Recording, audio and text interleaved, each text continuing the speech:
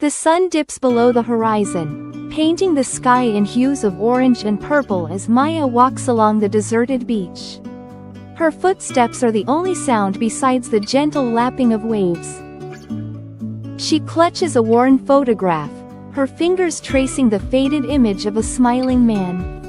A single tear rolls down her cheek as memories flood her mind. Suddenly, a bright light pierces through the darkness, followed by a deafening roar. Maya shields her eyes, startled by the unexpected intrusion. In the quaint town of Willow Creek, nestled amidst rolling hills and whispering willows, stood a place of quiet magic, the Seed Library. Not just a repository of seeds, it was a sanctuary for stories, a testament to the enduring power of nature, and a gathering place for kindred spirits. Among its most devoted patrons was Alara, a woman with eyes as green as the first shoots of spring and a heart brimming with love for all things that grew.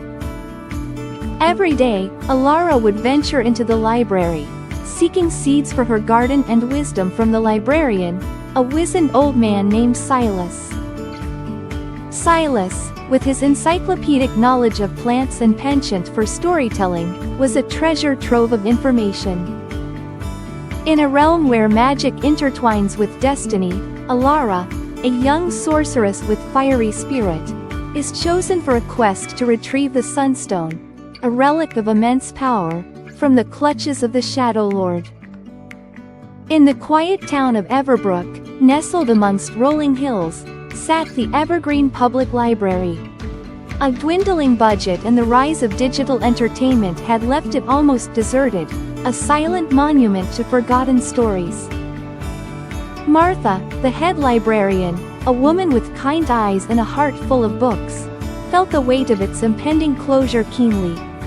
The thought of losing this sanctuary of knowledge to a soulless storage unit broke her heart.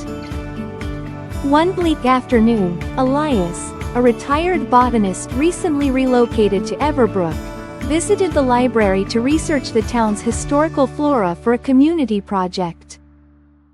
He saw the library as something more, a place of inspiration. Speaking to Martha about his findings, Elias bemoaned the scarcity of heirloom seeds and the homogenization of local gardens. Martha, always keen on connecting people with knowledge, had an idea. Inspired by libraries, she suggested a seed library. Martha and Elias presented their idea to the Everbrook Town Council, proposing a seed repository within the library where residents could borrow and return locally adapted seeds. Facing budget cuts and community disinterest, the council was initially hesitant.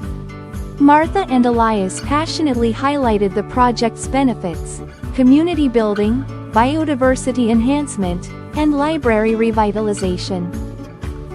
Despite the initial skepticism, their persistence paid off and they secured a small grant to begin the project. The seed library started small. Elias donated his personal collection of heirloom seeds, and Martha created seed packets with clear instructions and historical anecdotes about each plant. They advertised the seed library with hand-painted signs and word of mouth. Initially, only a handful of residents showed interest, mostly elderly gardeners who remembered the taste of truly local produce. As spring approached, news of the seed library spread through social media. Families, eager to teach their children about nature, requested seed packets. Local chefs discovered forgotten varieties of vegetables and herbs. The seed library became a place where generations connected, sharing gardening tips and swapping stories. Disaster struck Everbrook in the form of a sudden hailstorm, devastating the town's gardens. Many residents lost their entire crops, and were disheartened. Witnessing the devastation, Martha and Elias organized a seed emergency.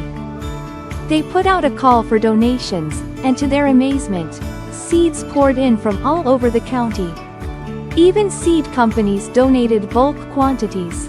People gave what they could, wanting to help. The library became a hub of activity as volunteers worked to repackage seeds and organize distribution. Volunteers also offered gardening advice.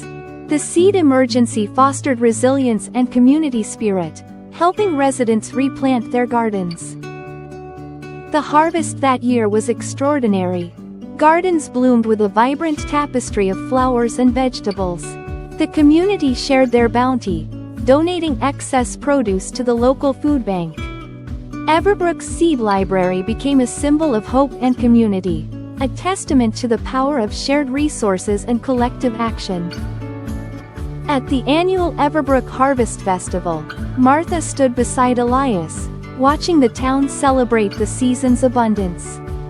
Children ran through the crowd, their faces smeared with pumpkin pie, while adults proudly displayed their prize-winning vegetables.